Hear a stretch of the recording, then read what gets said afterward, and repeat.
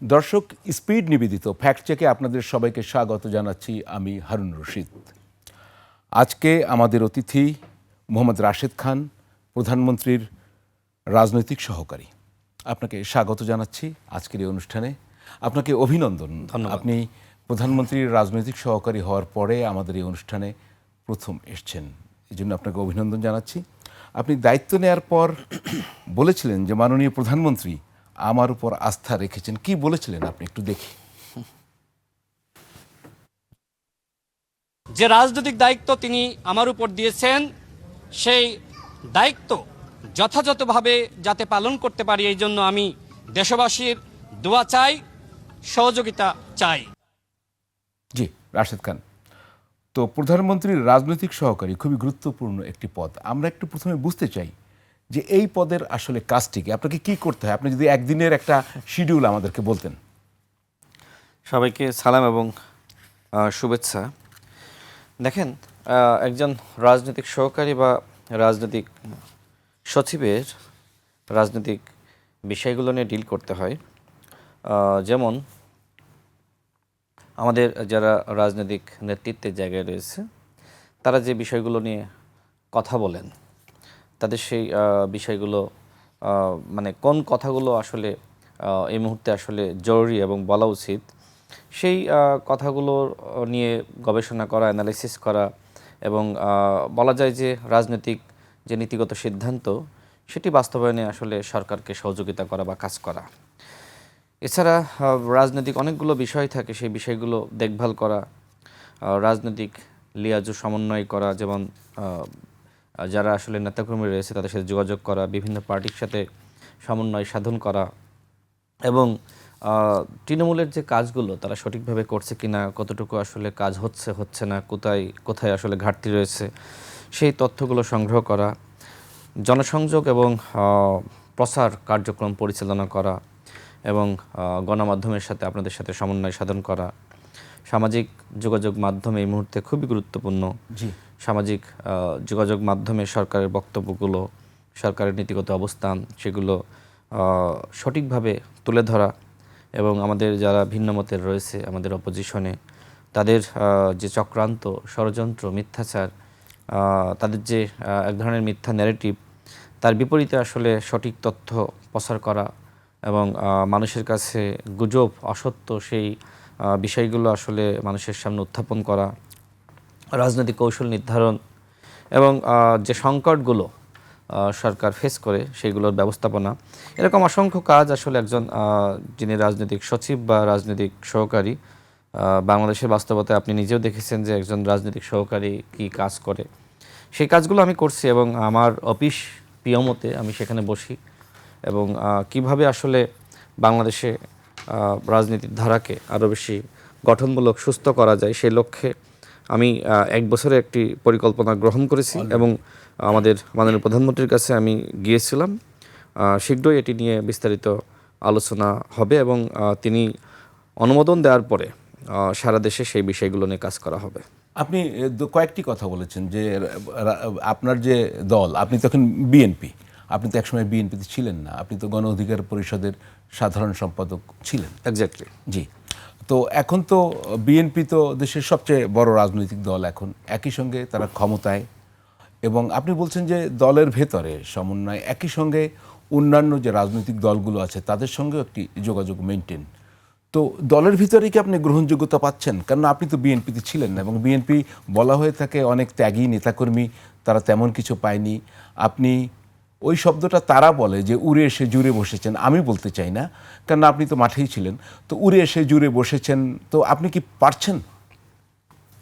দেখেন, আমাদের মাননীয় প্রধানমন্ত্রীর কয়েকজন রাজনৈতিক উপদেষ্টা রয়েছেন এবং তার আশপাশে অনেকেই রয়েছেন, তাকে বিভিন্ন বিষয়ে পরামর্শ দিয়ে থাকেন। তিনি আরও দায়িত্বের বাইরেও যারা রয়েছে তাদের কাছ থেকে পরামর্শ গ্রহণ করে থাকেন। অর্থাৎ তিনি যখন যার কাছ থেকে যে ধরনের পরামর্শ নেওয়া দরকার সেই পরামর্শ তিনি নিয়ে থাকেন। এখন আমি আগে গণ অধিকার পরিষদের সাধারণ সম্পাদক ছিলাম, এটা সত্য এবং এটা আসলে লুকানোর কিছু নাই এবং এটি জানার পরেও বাংলাদেশের নির্বাচিত সরকারের প্রধান, তিনি আমাকে তার রাজনৈতিক সহকারী হিসেবে দায়িত্ব দিয়েছেন। এজন্য আমি তাকে ধন্যবাদ জানাই এবং তার প্রতি আমার কৃতজ্ঞতা। কিন্তু আপনার কি অবদান আমি রয়েছে শেষ করি একটু। বিএনপির জন্য, আচ্ছা, যেটার না, জন্য আমি শেষ তিনি করি। মুগ্ধ তো হয়েছেন আমি আপনার প্রতি? নির্বাচনের আগে আমি আসলে বিএনপিতে যোগদান করেছি, কিন্তু তার সাথে 2022 সাল থেকে কাজ করি এবং অনেক কাজের ইতিহাস রয়েছে। বিশেষ করে সর্বশেষ যে গণ অভ্যুত্থান 2018 সালের আমরা যে কোটা সংস্কার আন্দোলন করেছিলাম, সেই আন্দোলনের প্রেক্ষাপটেই কিন্তু 24-এর গণ অভ্যুত্থান, যে সময় কোটা আবারও ফিরে আসলো, সে সময় কিন্তু আমার পক্ষ থেকে বর্তমানে যিনি স্বরাষ্ট্রমন্ত্রী জনাব সালাউদ্দিন আহমেদ, জি, তার সাথে আমি কথা বলি এবং তাকে আমি বলি যে আপনি বর্তমানে যিনি বাংলাদেশের মাননীয় প্রধানমন্ত্রী, ওই সময় তিনি বিএনপির অ্যাক্টিং চেয়ারম্যান ছিলেন, আমি তাকে বলেছিলাম তার সাথে কথা বলেন, কারণ এই আন্দোলন আমাদের 18 সালের বাস্তবতায় এমন একটি জনপ্রিয় আন্দোলন যে শেখ হাসিনা একটা সময় না একটা সময় এই আন্দোলনে বাধা সৃষ্টি করবে। তখন আমাদের অন্তত দায়িত্ব থাকবে বাধা দিলে বাঁধবে লড়াই, এবং সেই লড়াইয়ে ছাত্রদেরকে কিভাবে সহযোগিতা করা যায় সেই ব্যাপারে পূর্ব প্রস্তুতি গ্রহণ করে রাখা, এবং সেই মোতাবেক আসলে আমরা কাজ করেছিলাম মাননীয় প্রধানমন্ত্রীর নির্দেশনায়। বর্তমানে স্বরাষ্ট্রমন্ত্রী জনাব সালাউদ্দিন আহমেদ এবং মানে বিএনপি যখন- সরকারের প্রতিমন্ত্রী জনাব নুরুল হক নূর, আমি ছাত্রদলের সভাপতি রাকিবুল ইসলাম, সাধারণ সম্পাদক নাসিরুদ্দিন নাসির সহ আমরা অনেকগুলো বিষয়ে আসলে কাজ করেছি এবং বলা যায় যে সেই কাজ সফলও হয়েছে। যে ধরনের পরিকল্পনা গ্রহণ করা হয়েছিল, ছাত্রদেরকে সহযোগিতা করা, তাদের সাথে সমন্বয় সাধন করা, যেহেতু আসলে 24-এর গণ অভ্যুত্থানে যারা সামনে থেকে নেতৃত্ব দিয়েছে, নাহিদ ইসলাম, আসিফ মাহমুদ, আক্তার হোসেন, তারা একসময় আমার সাথে এবং নুরুল হক নূরের সাথে রাজনীতি করেছে, আমাদের রাজপথের সহযোদ্ধা ছিল। তারা এই সময়কার আন্দোলনের নেতৃত্ব দিয়েছে, আর আমরা 18-র আন্দোলনের নেতৃত্ব দিয়েছি। যে কারণে আসলে মাঝখানে থেকে আমি এবং নুরুল হক নূর, যেহেতু 22 সাল থেকে গণ অধিকার পরিষদ বিএনপির সাথে যুগপৎ আন্দোলনে ছিল, এবং আমরা যেহেতু আসলে ছাত্র রাজনীতি শেষ করে আমরা জাতীয় রাজনীতিতে প্রবেশ করি, যে কারণে আসলে মাঝখানে থেকে এই কাজগুলো সমন্বয় সাধন করা আমার এবং নুরুল হক নূরের পক্ষে সহজ হয়েছিল। এবং নানান কারণে, এবং আমি মাননীয় প্রধানমন্ত্রীর সাথে বেশ আগে থেকেই কাজ করি, আচ্ছা, এই কাজ করার কারণেই হয়তো তিনি আমার উপর আস্থা এবং বিশ্বাস রেখেছেন, যেটি আমি বক্তব্যে উল্লেখ করেছি। কিন্তু এতে এবং বিএনপির কেউ তিনি কি আমাকে ঈর্ষান্বিত দায়িত্ব দিয়েছেন। বিএনপির কেউ কি ঈর্ষান্বিত আপনি এত গুরুত্বপূর্ণ সেটা তো আমি বলতে পারবো না। আপনার কি? আমি তো বিএনপির বাইরে না, তাই না? না, সেটা আমি তো তো এখন বিএনপিতে BNP, যোগদান জি, করেছি, জি। এমন না যে আমি অন্য দলে থাকা অবস্থায় আমি এই পদ আমি আসলে গ্রহণ করেছি। আপনি আমি BNP বিএনপিতে যোগদান করার কারণেই তো মাননীয় প্রধানমন্ত্রী আমাকে মূল্যায়ন করেছেন, এই দায়িত্ব দিয়েছেন। জি, তা আপনি তো নির্বাচন করেছেন এবং সেটা পরে আসবো। তৃতীয় অবস্থান ছিল আপনার, জামায়াতের প্রার্থী আপনার আসনে পাশ করেছে। কিন্তু আপনি এই রাজপথের রাশেদ খান, এখন তো ক্ষমতার রাশেদ খান, কি বলবো, আপনি কি ক্ষমতাকে উপভোগ করেন না রাজপথকে উপভোগ করতেন? এখন কেমন লাগছে? আন্দোলন সংগ্রাম করার মধ্য দিয়ে আমাদের এই পরিস্থিতি এমন না যে আসলে আমি দায়িত্ব পাওয়ার কারণে, আপনি হারুন ভাই আমাকে চিনেন, আগে থেকে তো চেনার কথা, তাই না? তা তো আপনাকে আগে থেকেই চিনেন। তাইলে আগে থেকে কাজ করি। আমার কাছে মনে হয় যে রাজপথের যে উত্তাল সময়, ওইটা আমার জীবনের সেরা সময়। দায়িত্ব মানুষকে অনেক বেশি আসলে মানে পীড়া দেয়, অনেক বেশি কষ্ট দেয়। বাট যে সময় কোনো দায়িত্ব থাকে না, অনেক কথা বলা যায়, অনেক কিছু করা যায়, কারোর কাছে জবাবদিহিতা থাকে না। এখন দায়িত্ব পাওয়ার পরে আসলে না, আপনি কাজের তো- সীমাবদ্ধতা চলে আপনি আসে। তো এখন সরব, আপনি যে কথা বলছেন না তা কিন্তু না। আমরা টক শোতে বা বিভিন্ন জায়গায় আপনি কিন্তু অত্যন্ত উচ্চকণ্ঠ, আমরা সে বিষয়ে আসব। কিন্তু অনেক তো সুবিধাও পান, যে একজন পূর্ণ সচিবের মর্যাদায় আপনি, আমি যদি বলি আপনি কি সুবিধা পান, আপনি কি বলবেন একটু? এখন কি কি সুবিধা পাচ্ছেন? বেতন, গাড়ি, বাড়ি, প্রোটোকল একটু বলেন না, আমরা শুনি। আপনি তো জানেন, আপনি সাংবাদিক হিসেবে। না, আমি তো জানি। আপনি দেখেন, একটু মাননীয় প্রধানমন্ত্রী কয়েকজনকে তার রাজনৈতিক উপদেষ্টা হিসেবে মন্ত্রী পদমর্যাদায় নিয়োগ দিয়েছেন, এবং কিছু বিশেষ সহকারী, কেউ কেউ গ্রেড 2, জি। কেউ কেউ গ্রেড 1, আমাকে গ্রেড 1-এ তিনি নিযুক্ত করেছেন। এবং সচিব পদমর্যাদা বলতে এই মর্যাদাটা আসলে ভোগ করা। জি। এবং যারা আমার থেকে সিনিয়র, তারা মন্ত্রীর পদমর্যাদা মানে না, আমি একটু তারা স্পেসিফিক সেই জানতে মর্যাদা চাচ্ছি ভোগ যে কত করছেন। বেতন পান, না, সেটা তো গাড়ি পরিবহন। বেতনের ব্যাপারে এখনো পর্যন্ত আমি মানে সেই ব্যাপারগুলো তো না, আপনার আপনি তো পাবেন, আপনার তো নিয়োগপত্র আছে। যখন পাবো তখন দেখবো, বাট আপনি কি জানেন না? না এখনো পর্যন্ত আমি একটু বলি, তাহলে আপনি চেক করে দেন বিষয়গুলো। আমি এখনো আপনি একটু পর্যন্ত চেক করে দেন যে আমি আপনার নিজে আসলে দেখি মূল নাই। বেতন ৭৮,০০০ টাকা, এর সঙ্গে বাড়ি ভাড়া, চিকিৎসা ভাতা, মহার্ঘ ভাতা সব মিলিয়ে মোর দেন 130, ১,৩০,০০০ টাকা, গাড়ি ও পরিবহন, বাসস্থান ও বাড়ি ভাড়া, আপ্যায়ন ভাতা, নিরাপত্তা ও প্রোটোকল, চিকিৎসা সুবিধা নিজে এবং পরিবারের সদস্যদের জন্য, আর তো প্রশাসনিক ক্ষমতা তো আছেই। তো এই সবগুলো পাচ্ছেন কিনা, মানে পাবেন কিনা? দেখেন, আপনি যে টাকার কথা বললেন, আমি তো একজন মানুষ এর থেকে বেশি টাকা ব্যবসা বাণিজ্য করে ইনকাম করতে পারে। আপনি একজন সিনিয়র সাংবাদিক হিসেবে আপনার বেতন একজন সচিবের তুলনায় অনেক বেশি, এবং যারা টেলিভিশনের সিনিয়র কর্মকর্তা তাদের কারো কারো বেতন ৫ লাখ টাকা, কারো কারো বেতন ২ লাখ টাকা, ৩ লাখ টাকা, তাই না? তো এটা আসলে বেতনের বিষয় না, এটা আসলে একটা যেহেতু আমি আমাদের দল ক্ষমতায় রয়েছে, দলের বিভিন্ন ব্যক্তিদেরকে বিভিন্ন জায়গায় সমন্বয় করা হয়েছে, দায়িত্ব দেওয়া হয়েছে, তার অংশ হিসেবে আমাকে একটি জায়গায় দায়িত্ব দেওয়া হয়েছে।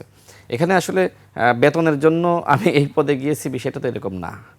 এইখানে আমাকে তো কাজ করতে হবে, কোথাও না কোথাও দায়িত্ব নিয়ে আমাকে কাজ করতে হবে। এখন আমাকে এই জায়গায় দায়িত্ব দিয়েছে, অন্যদেরকে কাউকে শিক্ষা নিয়ে দায়িত্ব দিয়েছে, কাউকে চিকিৎসা নিয়ে দায়িত্ব দিয়েছে, কাউকে পরিবেশ জলবায়ু নিয়ে দায়িত্ব দিয়েছে, আমাকে রাজনীতি নিয়ে দায়িত্ব দিয়েছে। আপনি তো বিবিএ কমপ্লিট করছেন ঢাকা ইউনিভার্সিটি থেকে। জি।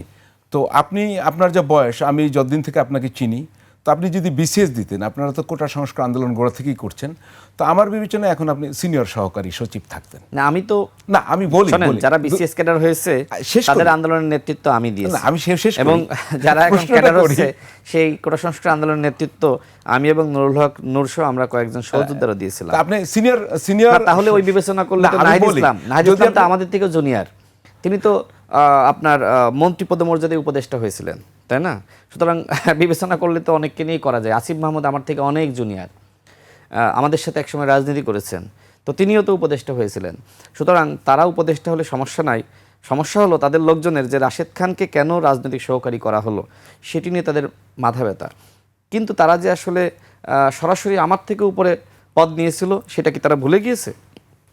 আমি কিন্তু সমস্যার কথা বলছি না, আমি বলছি যে আপনি যদি বিসিএস দিতেন তাহলে। না, বিসিএস এর প্রসঙ্গ কেন আসবে? আমি বিসিএস দিলে তো আজকে এই টকশোতে আসতাম না। না, তুললাম না। আমি বিসিএস দিলে তাহলে আপনি তুলতে পারেন। না, তুললাম না, আপনি তুলতে পারেন, কিন্তু আমি বলতেছি প্রসঙ্গটা কেন আসবে। আমি বিসিএস দিলে তো আমি পরীক্ষা দিতাম, আন্দোলন করতাম না, নেতৃত্ব দিতাম না, তাই না? আমি তো পড়াশোনার মধ্যে থাকতাম। আমি তো একটা বিশাল আন্দোলনের নেতৃত্ব দিয়েছি, এবং যে আন্দোলনের কারণে বাংলাদেশে গণ অভ্যুত্থান সংগঠিত হয়েছে। যেমন নাহিদ ইসলাম গণ অভ্যুত্থানের কারণে তিনি অন্তর্বর্তীকালীন সরকারের উপদেষ্টা হয়েছিলেন, ঠিক একইভাবে বিএনপি সরকার ক্ষমতায় এসেছে, দায়িত্ব গ্রহণ করেছে। যারা আমরা নিপীড়িত ছিলাম, নির্যাতনের শিকার হয়েছি, আন্দোলন সংগ্রামের নেতৃত্ব দিয়েছি, তাদেরকে এই সরকার মূল্যায়িত করেছে। অন্তর্বর্তীকালীন সরকার তো আমাদের মূল্যায়িত করে নাই, কিন্তু আমাদের রক্তের উপর দিয়েই তারা তো দাঁড়িয়েছিল, তাই না? যে সরকার গঠিত হয়েছিল, সেই সরকার গঠনের পিছনে যদি একদম সর্বপ্রথম কেউ ভূমিকা রেখে থাকে সেটা আমি এবং নুরুল হক নূরসহ আমরা কতিপয় সহযোদ্ধা।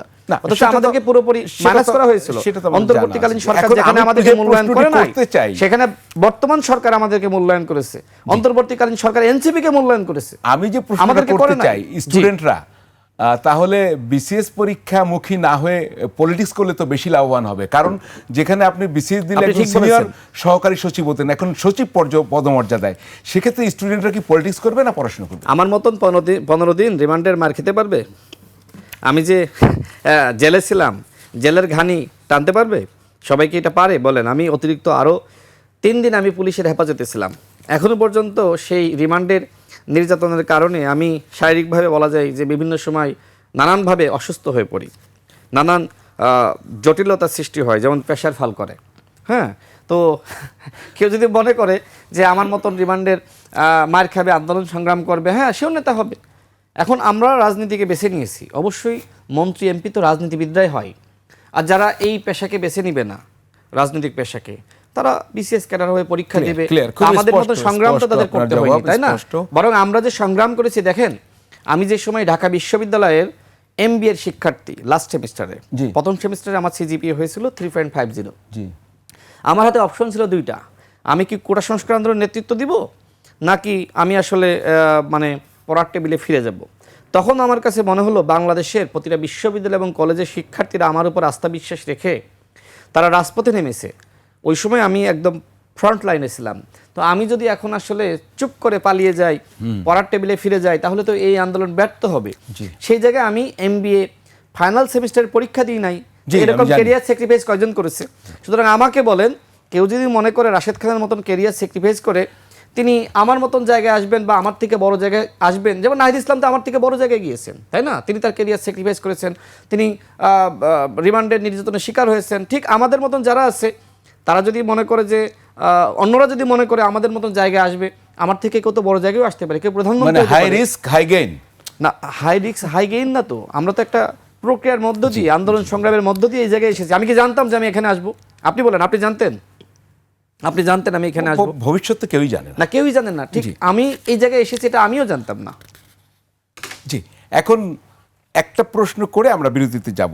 আপনি যদি এখনো আপনার গণ অধিকার পরিষদের সাধারণ সম্পাদক থাকতেন, সম্পাদক, তাহলে সাধারণ সম্পাদক, হ্যাঁ, তো ক্ষমতার বলয়ে যে আছে, ক্ষমতাসীন রাশেদ খানকে কি প্রশ্ন করতেন টকশোতে বসে? আমি যদি গণ অধিকার পরিষদের সাধারণ সম্পাদক থাকতাম, আমি আপনার জায়গায় থেকে কি প্রশ্ন করতাম? না, ক্ষমতার অংশীদার রাশেদ খানকে কি প্রশ্ন করতেন? না, প্রশ্ন তো অন্য কেউ করবে, আমি তো আমার নিজেকে প্রশ্ন করব না। ধরেন সেটাই করেন আপনি এখন এই মুহূর্তে, আপনি গণ অধিকার পরিষদের সাধারণ সম্পাদক রাশেদ খানকে প্রশ্ন করেন, যিনি রাজনৈতিক সহকারী। না, আমি গণ অধিকার পরিষদে যে সময় ছিলাম সেই সময় তো গণ অধিকার পরিষদ বিএনপির সাথেই ছিল, এখনো আছে। বিএনপি সরকারের প্রতিমন্ত্রী নুরুল হক নূর। সুতরাং রাশেদ খানের কার্যকলাপ নিয়ে একটা প্রশ্ন করেন। আমি গণ অধিকার, রাশেদ খানের কার্যকলাপ বলতে আমাদের, হ্যাঁ, আমি আমার রাজনৈতিক কার্যক্রম পরিচালনা করছি, যখন যেটা প্রয়োজন আমি তো প্রশ্ন করতে বলছিলাম, নরম কখনো গরম। আপনি রাশেদ খানকে একটা প্রশ্ন করেন, তার এই যে এই কয়েকদিনের কাজ, ধরেন আপনি গণ অধিকার পরিষদের সাধারণ সম্পাদক হিসেবে প্রশ্নটা করবেন। না, রাশেদ খানকে প্রশ্ন করার কাজ আপনার, আপনি প্রশ্ন করেন, আমি উত্তর আমি করব আপনাকে আরো প্রশ্ন। তার আগে একটা কথা বলে আমি একটু বিরতিতে যাব। বাজারে কথা আছে যে নাসিরউদ্দিন পাটোয়ারির প্রতিপক্ষ হিসেবে আপনাকে মাঠে নামানো হয়েছে, আমরা সেটা একটু দেখব। দর্শক, আমরা সেই পর্যায়ে যাব, তবে তার আগে স্পিড নিবেদিত ফ্যাক্ট চেকে একটি বিরতি নিচ্ছি, সঙ্গেই থাকুন।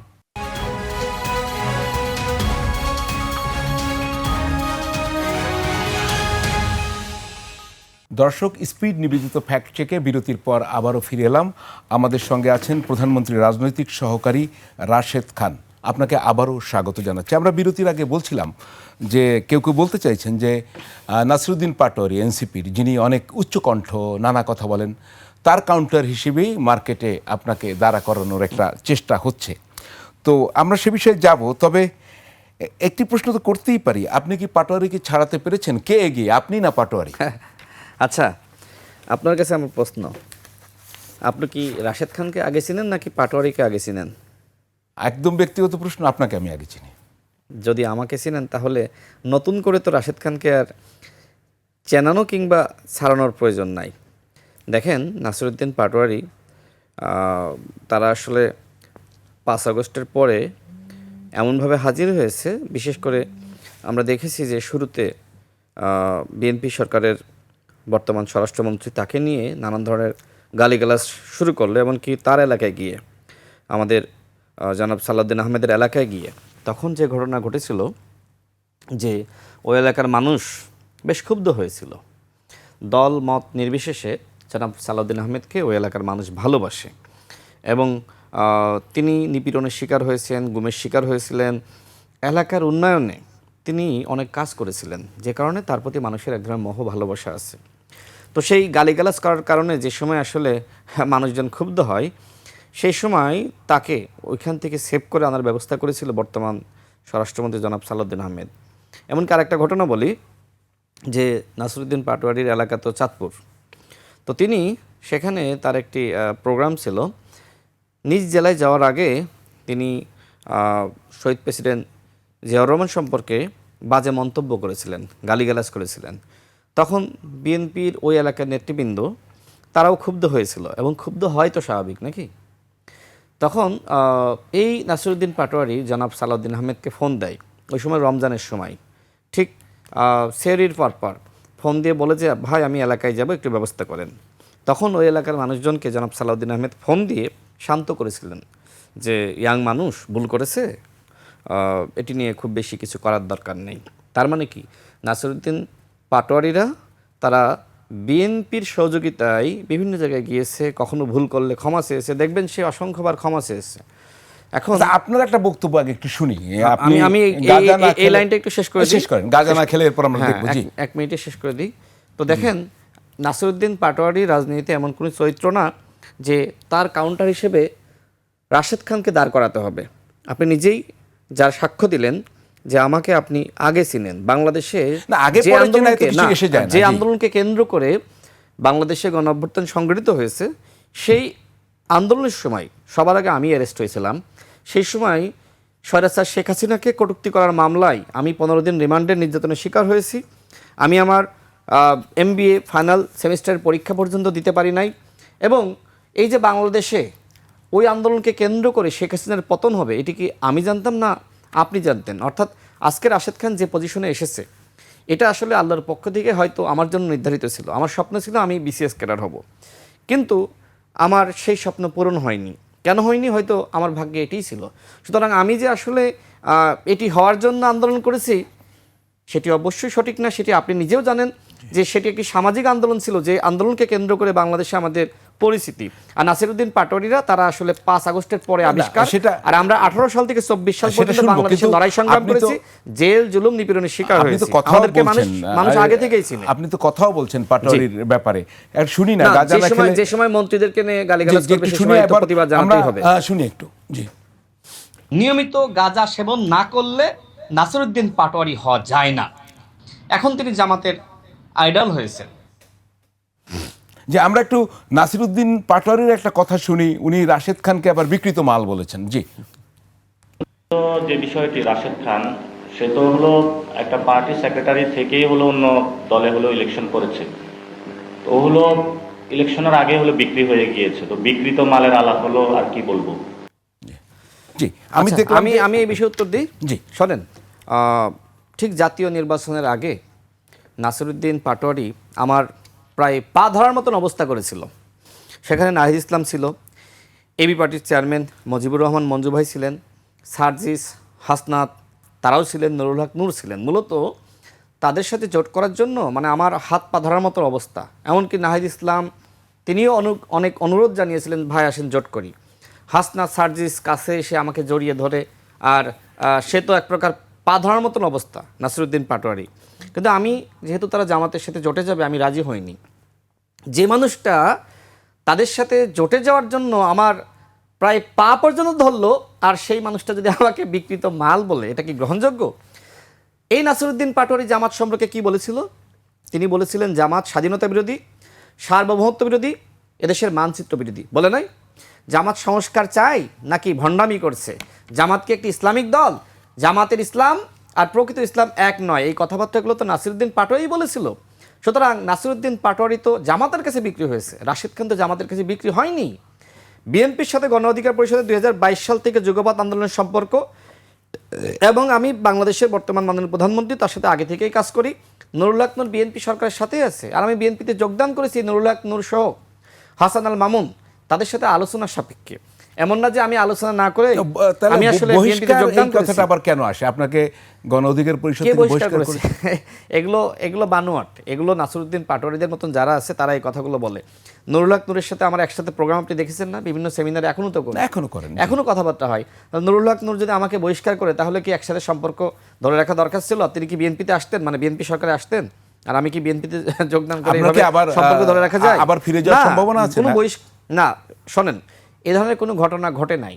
এটা নাসিরউদ্দিন পাটোয়ারিদের মতন যারা আছে, যারা আবল তাবল না বললে আসলে রাজনীতিতে প্রাসঙ্গিক থাকে না, এগুলো তাদের কথাবার্তা। আর গাঁজা না খেলে নাসিরউদ্দিন পাটোয়ারি হওয়া যায় না, যে কথা আমি বলেছিলাম, কেন বলেছিলাম? আমি বলি, এটা একটা পুরো একটা সায়েন্টিফিক ব্যাখ্যা আমি জানতে চাই। আচ্ছা, কারণ একটা খাদ্যদ্রব্য তো। নাসিরউদ্দিন পাটোয়ারি প্রকৃতপক্ষেই নিয়মিত গাঁজা সেবন করে, এবং এটা তার পার্টির সবাই জানে।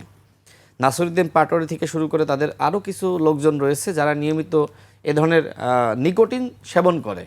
এবং আমি না জেনে তো বলতেছি না, যেহেতু নাসিরউদ্দিন পাটোয়ারিদের অনেকে একসময় আমার সাথে রাজনীতি করেছে, এবং নাসিরউদ্দিন পাটোয়ারির তো আমার সাথে সম্পর্ক ছিল, এমন না যে ছিল না, জানাশোনা ছিল, আমি তো তাকে চিনি।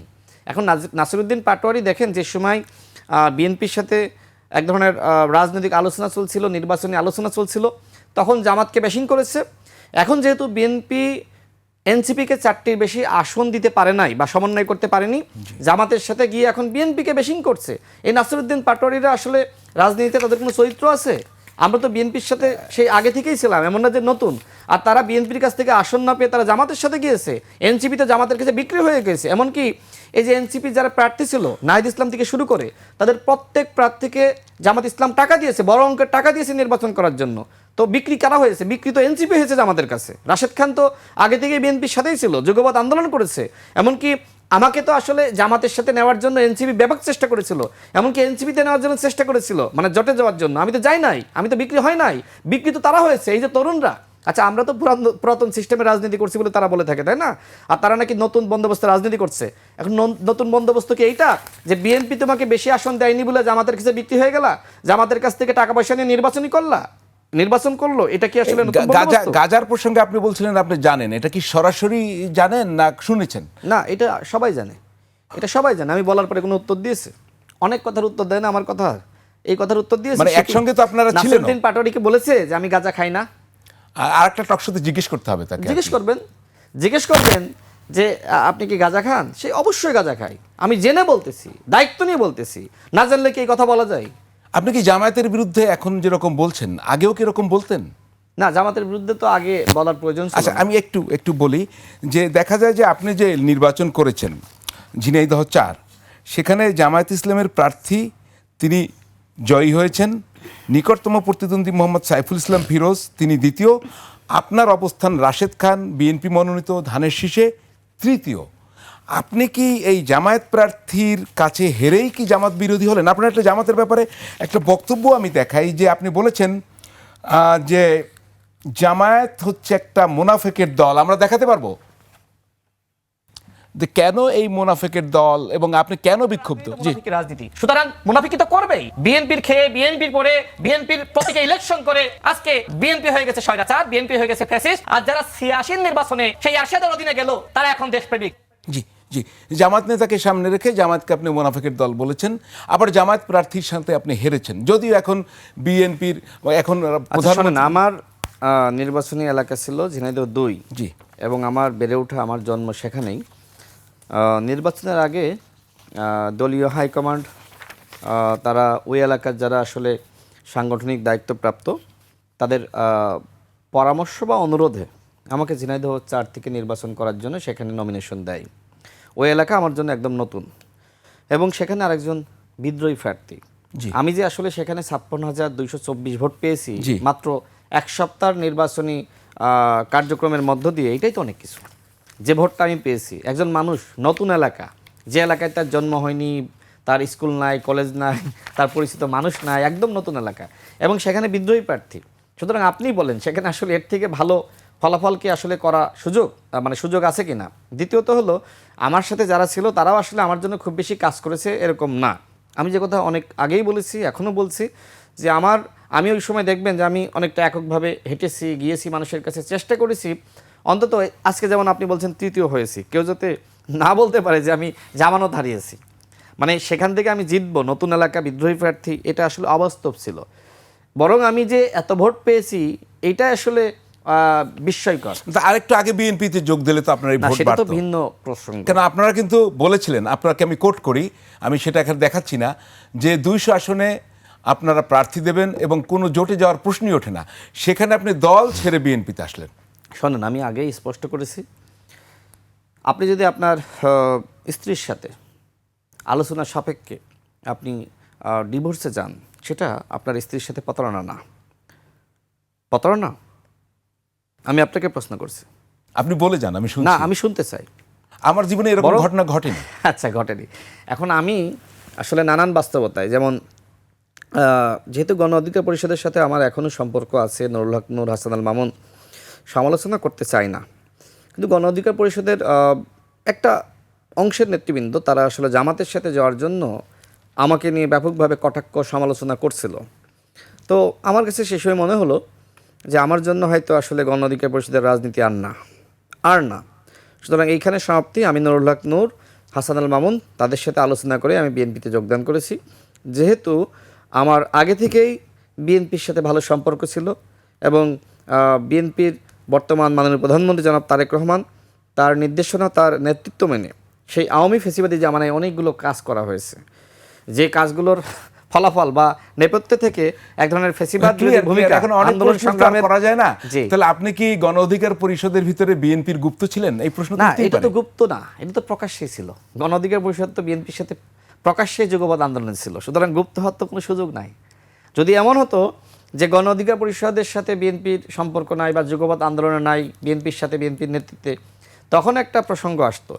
দ্বিতীয়ত হলো নুরুল হক নূর যদি বিএনপির সাথে জোটে না আসতো, তখন আপনি আমাকে এই কথা বলতে পারতেন। নুরুল হক নূর নিজে যেখানে বিএনপির সাথে জোটে রয়েছে, বিএনপি সরকারের প্রতিমন্ত্রী, সেখানে রাশেদ খান বিএনপি করা বা বিএনপির সাথে জোটে থাকা আমি মনে করি একই কথা। এখন জামাতের আমির, শোনেন, জি। জামাতের আমির তিনি জাসদ ছাত্রলীগের নেতা ছিলেন।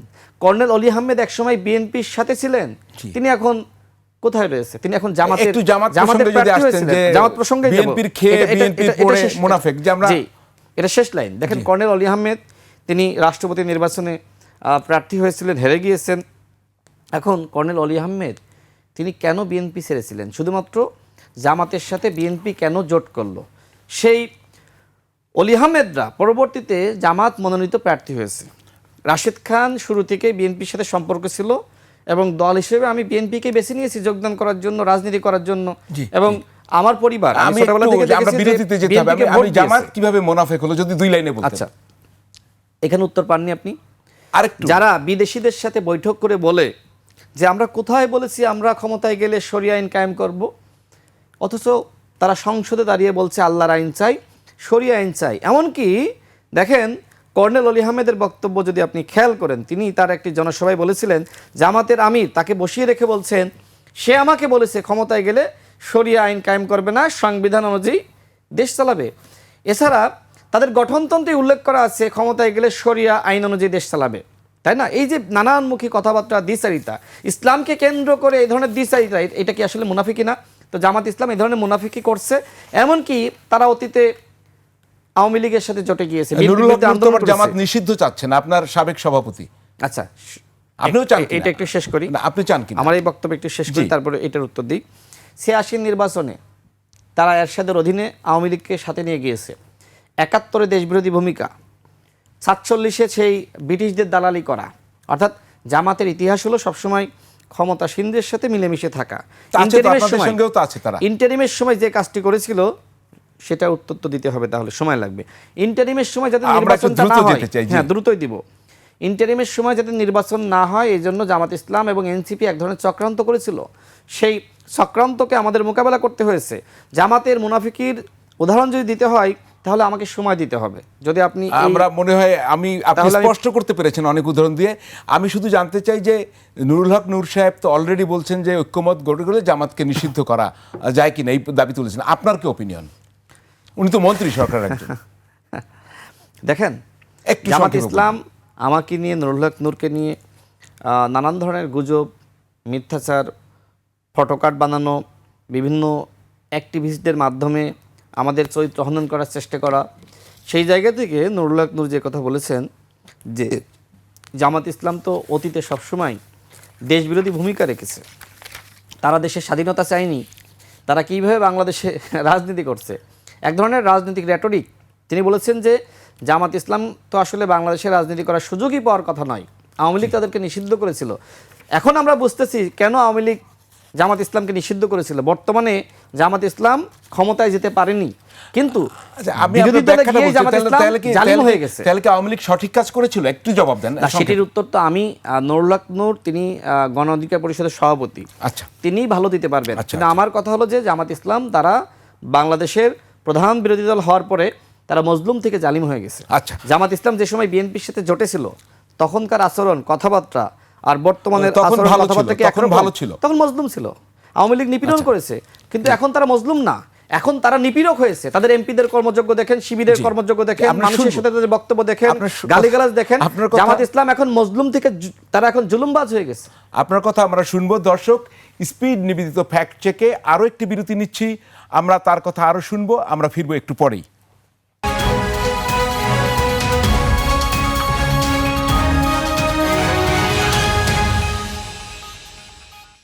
দর্শক, স্পিড নিবেদিত ফ্যাক্ট চেক নিয়ে আবারও ফিরে এলাম। আমাদের আজকের অতিথি প্রধানমন্ত্রী রাজনৈতিক সহকারী রাশেদ খান। আপনাকে আবারও স্বাগত জানাচ্ছি। আমরা একটা সিনেমা দেখি না কেন আগে প্রথম একটু দেখি, তারপরে আমরা মূল আলোচনায় যাব। অল্প করে যদি একটু দেখাতে পারি, এটি ডিপজল আর মান্নার। তুই কখনো বাইরে যেতে পারবি না। এই নোটক নোটক, বেশি কইস না। ছাগলের খোয়ারের মধ্যে সিংহ বৈশা মশার কামড় খায় না। বিল্লাল মিশরি লোহার কালাই চিপাইয়া চেপটা বানায়। তরে যে আমি এমন চেপটা বানামু যা দেখা ডেউটিন কোম্পানি প্রোডাকশন ছেড়ে দেব। ওকে, আমরা বুঝতে পেরেছি। আমরা একটু টক শো দেখতে চাই, রাশেদ বনাম তুষার, একটু দেখাই। চরম বেয়াদব ছেলে, আপনার কাছে আমার সম্মান। আপনি বেয়াদব, আপনি লজ্জা করেন, আপনি বেয়াদব।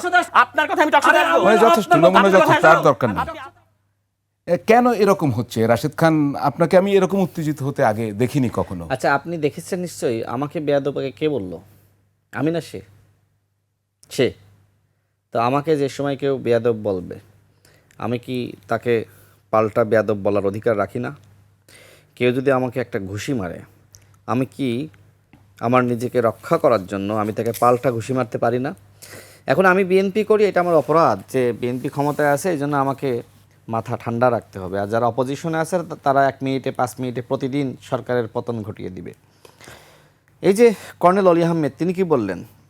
জামাতের আমির ডাক্তার শফিকুর রহমান এবং ছোট ছেলে নাহিদ ইসলাম, ঠিক ভাষা এরকম ছিল, এবং মাওলানা মামুনুল হক, এই 3 জন যদি ডাক্তার শফিকুর রহমানের নেতৃত্বে এক হয়ে রাজপথে নামে, তাহলে 7 দিনের মধ্যে বিএনপি সরকারের পতন হবে। এখন এর জবাবে আমি কর্নেল অলি আহমেদকে আমি চ্যালেঞ্জ করেছি যে আপনি যদি এই 3 জনের নেতৃত্বে বিএনপি সরকারের পতন ঘটাইতে পারেন, তাহলে আমি রাশেদ খান রাজনীতি ছেড়ে দিব।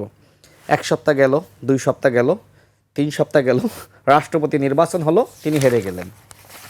এখন বিএনপি সরকারকে নিয়ে আমাদের অপোজিশনে যারা আছেন তারা নানানমুখী বক্তব্য দিচ্ছেন, ঘায়েল করতেছেন। এমনকি আওয়ামী লীগের নেতারা যে ভাষায় বিএনপির মাননীয় চেয়ারম্যান, বাংলাদেশের প্রধানমন্ত্রী জনাব তারেক রহমানকে কথা বলেছেন, ঠিক একই ভাষায়, এমনকি কোনো কোনো ক্ষেত্রে তার থেকে জঘন্য ভাষায় নাসিরউদ্দিন পাটোয়ারিরা আক্রমণ করছে, তার পরিবার নিয়ে নানা ধরনের মন্তব্য করছে। শহীদ প্রেসিডেন্ট জিয়াউর রহমানকে নিয়ে সমালোচনা কে করতো? শেখ হাসিনা। আর এখন কে সমালোচনা করছে? নাসিরউদ্দিন পাটোয়ারি। তাহলে শেখ হাসিনা আর নাসিরউদ্দিন পাটোয়ারির মধ্যে কোনো পার্থক্য আছে? আপনি আমাকে প্রশ্ন করেছিলেন যে কেন আমি বলেছি যে গাঁজা না খাইলে নাসিরউদ্দিন পাটোয়ারি হওয়া যায় না। আমি এই টকশো থেকে চ্যালেঞ্জ করছি, তার ডোপ টেস্ট করেন, নাসিরউদ্দিন পাটোয়ারি অবশ্যই গাঁজা খায়, এবং গাঁজা না খাইলে শহীদ প্রেসিডেন্ট জিয়াউর রহমানকে নিয়ে এইভাবে কথা বলা যায় না। এমনকি মাননীয় প্রধানমন্ত্রী তার সহধর্মিণী, তার কন্যাকে নিয়ে তিনি নানান ধরনের ব্যঙ্গাত্মকমূলক মন্তব্য করতেছেন।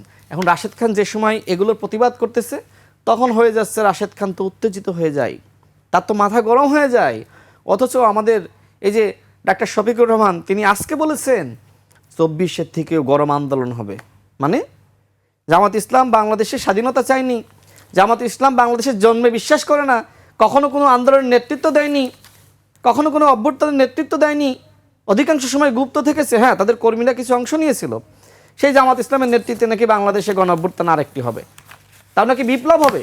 দেখেন, আমার স্পষ্ট কথা, নাহিদ ইসলামদের গণ অভ্যুত্থানের ভূমিকা আছে, কিন্তু নাহিদ ইসলাম জামাতের সাথে জোট করার মধ্য দিয়ে তিনি বিপদগামী হয়েছেন। নাহিদ ইসলাম নিজেই বলেছিলেন এদেশের জনগণ জামাতের নেতৃত্বকে গ্রহণ করবে না, লজ্জা লাগে। গণ অভ্যুত্থানের এই নেতা তিনি জামাতের নেতৃত্বকে গ্রহণ করেছেন। আমার খালি একটি প্রশ্ন, জি, আপনি তো রাজনৈতিক সহকারী, আপনি বিভিন্ন দলের ভিতরে সমন্বয়, আন্তঃসম্পর্ক উন্নয়ন করবেন, তো এভাবে কি পারা যাবে? এটাই প্রশ্ন, আপনি কি এভাবে প্রতিবাদ করতে অপোজিশনে পারবেন? যারা আছে তারা কি এইভাবে রাষ্ট্রের পুনর্গঠন, রাষ্ট্রের সংস্কার এগুলো পারা যাবে? এখন আপনি কুকুর, আপনাকে তো মুগুর মারতে হবে, কিন্তু বাস্তবতা। অন্যথায় আপনি কি টিকতে পারবেন? যেখানে প্রতিনিয়ত আপনাকে ফেলিয়ে দিবে, আপনাকে ক্ষমতায় থাকতে দিবে না, তখন কি আপনি শান্তশিষ্টভাবে ক্ষমতা ছেড়ে দিবেন? এটা কি হয় নাকি? একটি নির্বাচিত সরকার, এই নির্বাচিত সরকারের বিরুদ্ধে যে কোনো ষড়যন্ত্রকে মোকাবেলা করা আমার দায়িত্ব। কারণ এই সরকারকে জনগণ ভোট দিয়ে ক্ষমতায় এনেছে। এটা তো আসলে মানে আওয়ামী লীগ সরকার না যে ভোট ছাড়াই ক্ষমতায় এসেছে। সুতরাং একটি নির্বাচিত সরকারকে যে সময় 1 মিনিটের মধ্যে আপনি পতন ঘটাইতে চাইবেন, হুমকি ধামকি দিবেন, আপনি সচিবালয়ে মাফ করবেন? জামাতের আমির কি সচিবালয়ে মাফ করতে পারে? বলেন, আমাদেরকে- নাহিদ ইসলাম কি সচিবালয়ে মাফ করতে পারে? আমাদেরকে তারা শেষ যখন এই করতেই কথাগুলো হচ্ছে, বলছেন, আপনি এই কাজগুলো করছেন, তখন আমাকে তাদের কথাগুলোর উত্তর দিতে হচ্ছে, শুধুমাত্র কাউন্টার দিচ্ছে, আর তো জি, কিছু না। অসংখ্য ধন্যবাদ রাশেদ খান আমাদেরকে এ সময় দেওয়ার জন্য। আজকে অনুষ্ঠানে কষ্ট করে এসেছেন। দর্শক, স্পিড নিবেদিত ফ্যাক্ট চেক আজকে এখানেই শেষ। আপনারা জানেন প্রতি রোববার রাত 10টায় এই অনুষ্ঠান প্রচারিত হয়। সে পর্যন্ত বিদায় নিচ্ছি আমি হারুন রশিদ। শুভেচ্ছা সবাইকে, শুভরাত্রি।